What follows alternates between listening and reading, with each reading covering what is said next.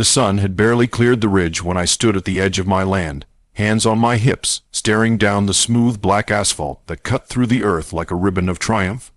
It had taken me 3 long months hauling gravel, leveling the dirt, hiring a local paving crew, but I'd finally done it.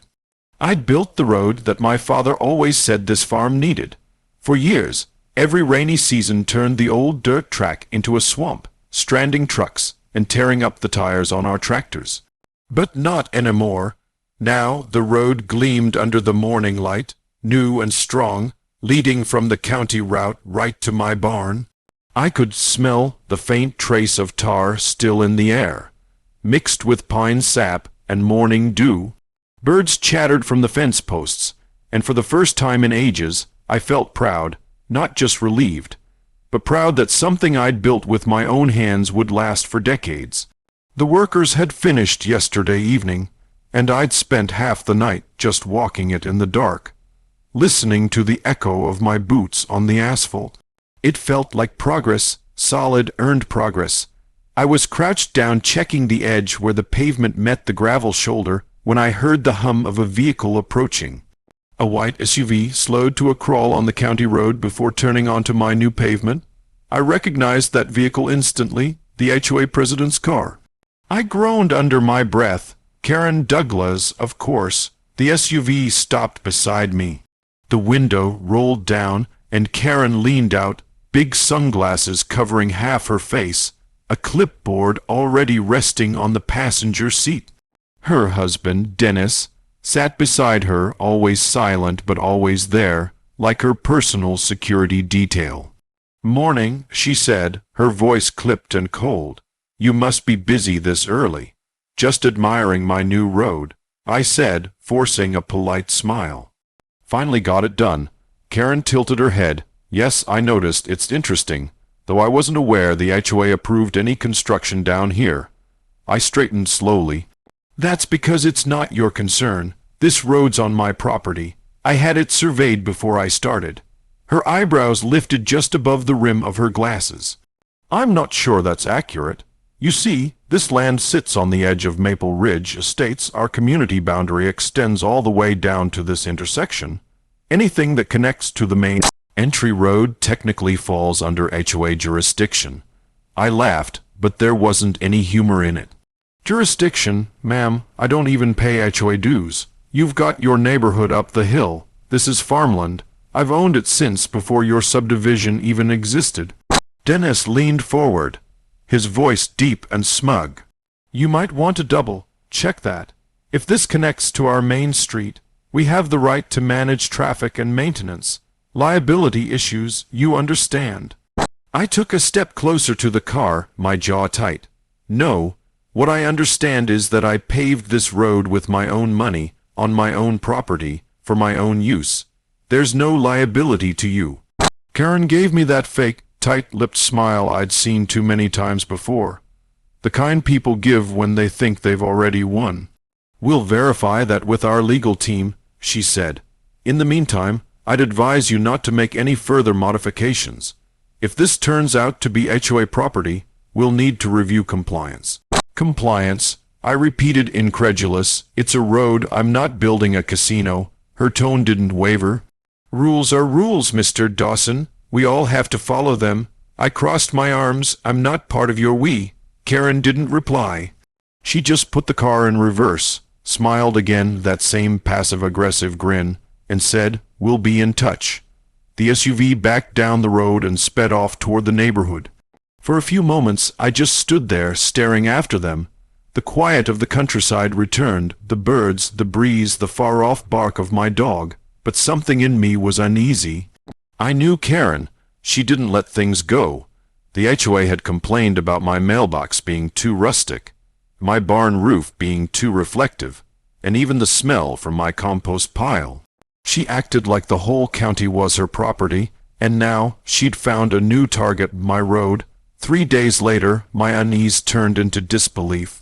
I woke up early, as always, planning to drive into town for supplies. But before I could even pour my coffee, I heard metal clanging and engines running outside. My dog Bo was barking his head off. I stepped out onto the porch and froze. At the end of my brand new road, a crew of men in orange safety vests were unloading steel posts and large metal panels. Trucks with the Maple Ridge HOA logo lined the shoulder, and right there, standing in the middle of it all with that same clipboard and that same self-satisfied expression, was Karen. "What the hell is this?" I shouted, striding toward her. She didn't even flinch. "Morning, Mr. Dawson. We're installing a security gate to control traffic entering our neighborhood.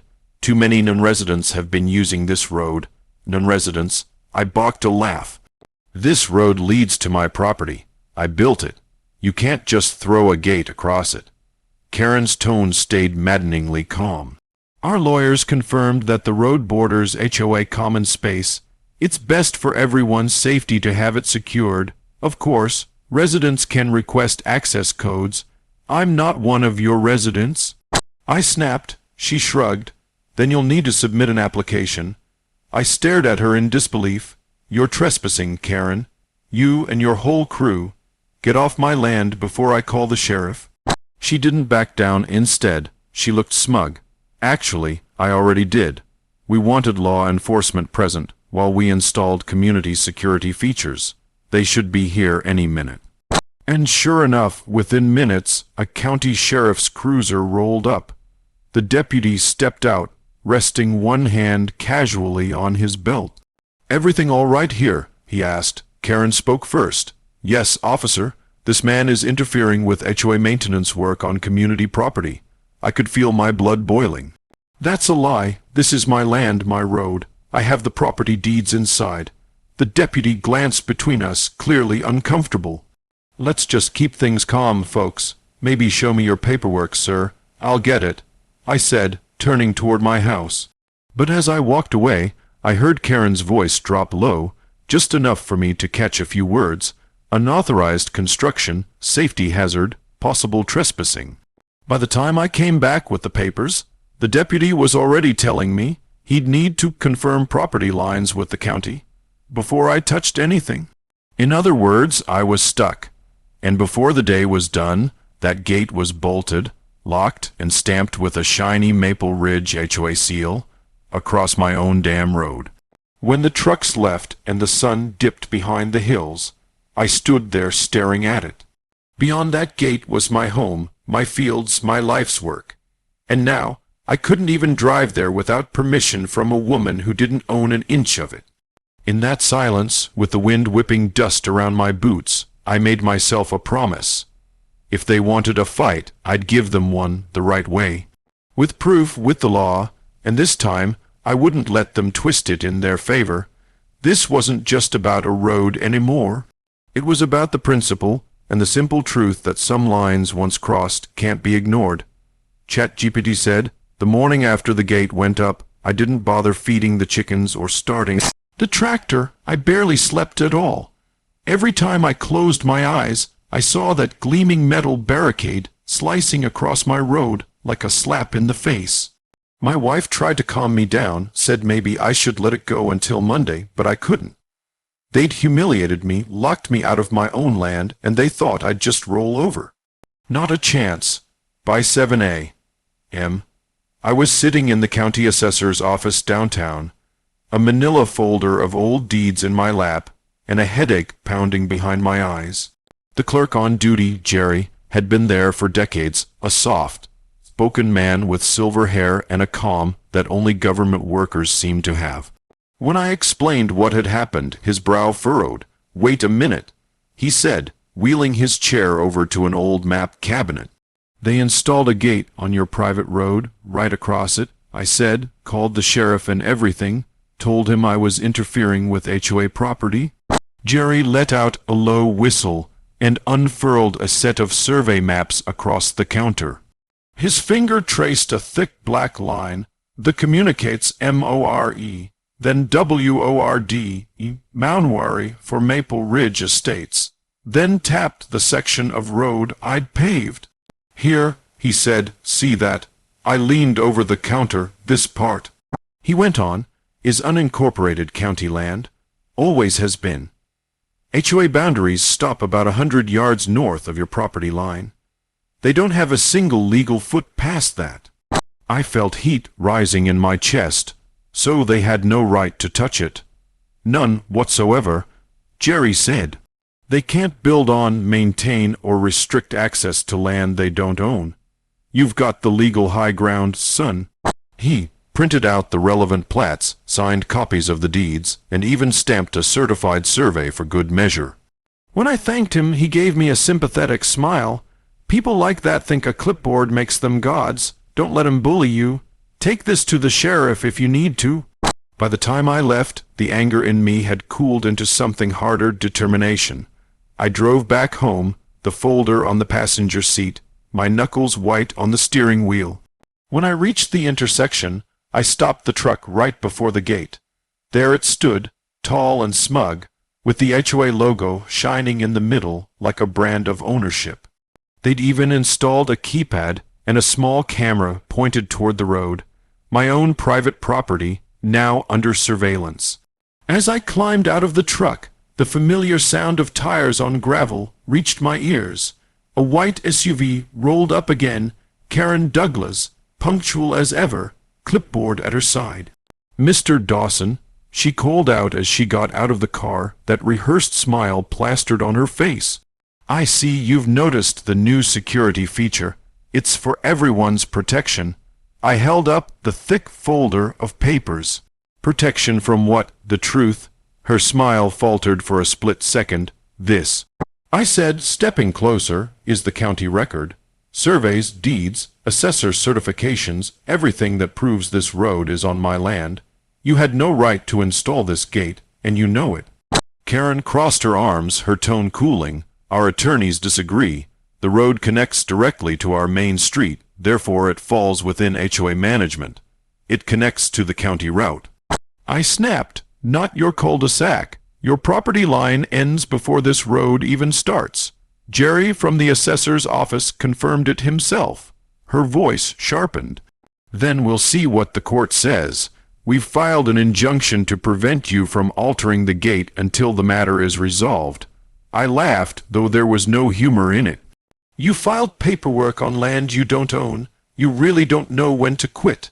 Just then, 2 trucks pulled up behind me, Mike and Sarah, my neighbors from down the road. They'd seen my posts online and heard what had happened. Mike hopped out, wiping his hands on his jeans. "Hey, man," he called. "We heard the HOA tried to steal your road. You want help cutting that thing down." Karen turned toward them, scandalized. "If any of you touch this gate, I'll have you all arrested for destruction of community property." Mike laughed. "Community property? Lady, this is his road." Before the shouting could go any further, another vehicle appeared, the same county deputy from before, but this time he wasn't alone. Riding shotgun was none other than Jerry, still wearing his county badge and holding a rolled-up survey map. He stepped out of the truck and nodded to me. "Morning, Dawson. Figured I'd save you a trip." Karen straightened up immediately. "Excuse me, who authorized your presence here?" Jerry ignored her and unrolled the map across the hood of the deputy's cruiser. "County property records," he said firmly. "Maple Ridge HOA boundary line ends here." He pointed to a spot clearly marked in red ink. "This paved section here," he traced the road with his finger, "is entirely on privately owned farmland, legally deeded to Mr. Dawson." Karen's mouth opened, then closed again. The deputy crossed his arms. "So, to be clear, ma'am, you had your people install a locked gate on property that doesn't belong to you." Karen hesitated. "Well, our understanding was that—" "Understanding doesn't make it legal," Jerry interrupted.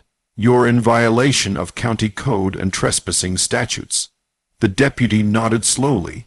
"In that case, you've got about 10 minutes to get this gate removed before I start writing up citations.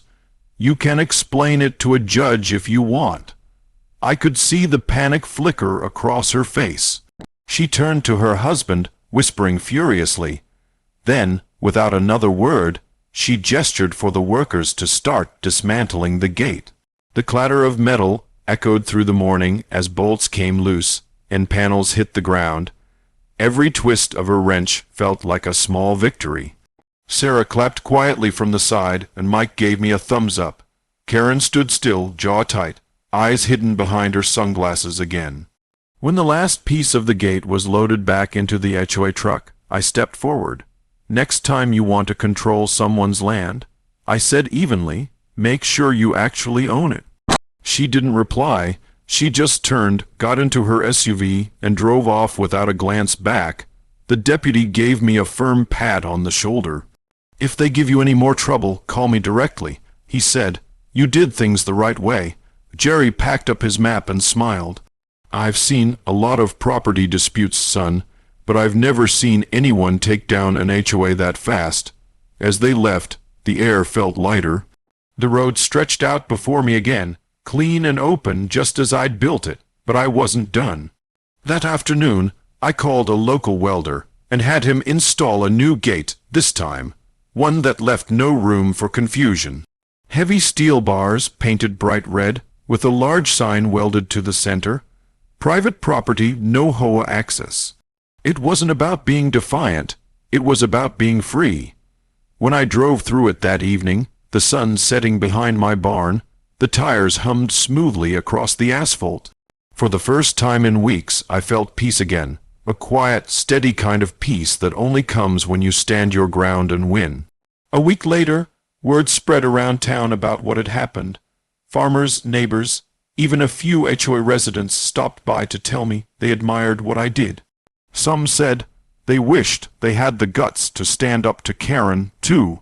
Now, every time I drive home, the gate shines in the rear-view mirror, a reminder that no one, no matter how loud or powerful they think they are, gets to take what isn't theirs. Because that road, my road, didn't just lead to my farm, it led to my freedom.